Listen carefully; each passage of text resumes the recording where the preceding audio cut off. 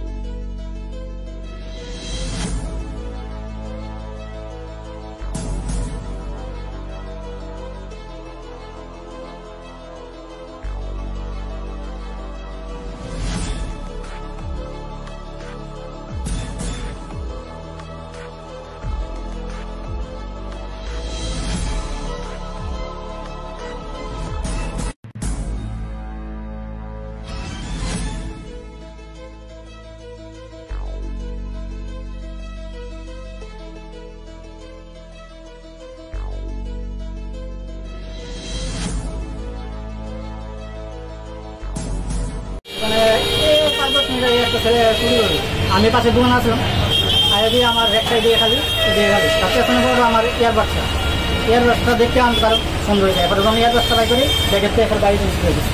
কি দেখে নিছে? দুটা ব্লুটুথ বক্স আর অনেক কই নিতে থাকে। দোকানের নাম কিটা? সঙ্গীতা মোবাইল। হ্যাঁ, সঙ্গীতা মোবাইল। মালিকের নাম? দোকান থেকে হ্যাঁ পাওয়ার ব্যাংক নিছ আর কি নিছ? বক্স নিছ? পাওয়ার ব্যাংকটা কোনে? পাওয়ার ব্যাংকটা তোমার বাড়ি আসেনি অন কালকা পাওয়ার ব্যাংকটা কালকে এনে দিও। তো বাড়ি কোন ক?